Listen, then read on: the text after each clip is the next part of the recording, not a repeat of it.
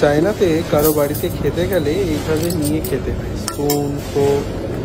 তারপর এখানে এক ধরনের রাইস পাওয়া যায়, এটা রাইসেরই মতন একটা প্রিপারেশান থাকে, যে যার মতন যতটা কোয়ান্টিটি প্রয়োজন ঠিক ততটাই নিতে হবে। নিয়ে ঠিক এরকম জলের মধ্যেই কিন্তু স্পুনটা রাখতে হবে। এটা স্টার্টার আইটেম, ঠিক যতটা পারছি ততটা নিলাম।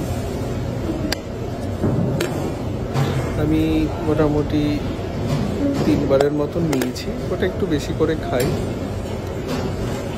দেন এটা একটা ভেজের আইটেম, তো যেভাবে আমাদের এখানে স্টার্টারেরই একটা আইটেম ভেজের আইটেমটা নেওয়ার পর এটা একটু ননভেজ আইটেম, পকোড়া টাইপের এখানে পাওয়া যায়। তারপর এটা শাক সবজি, একটা ভেজিটেবল রাখে ওরা।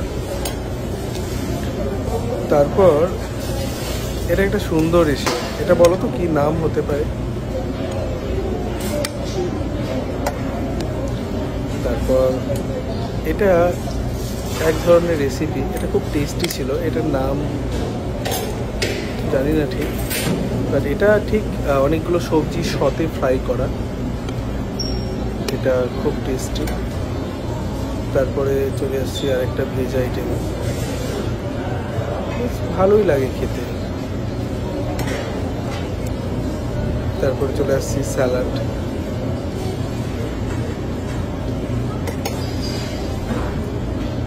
সাথে সস, মেয়োনিজ। তারপরে তো এটা আপনারা জানেন, লেটুস পাতা।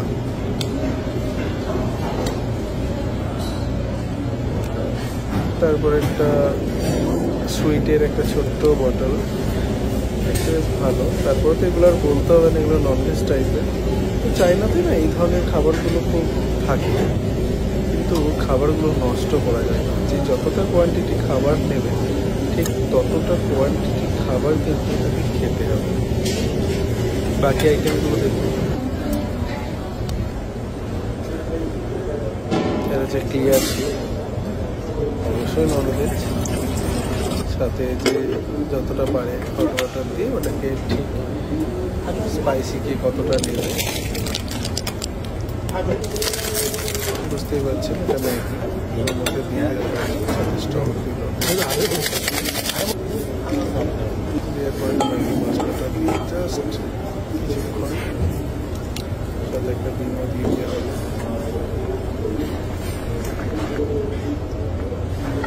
এগুলো সেলফ নিজে থেকেই বানিয়ে নেওয়া হয় এখানে সবাই। এবার যে যার মতন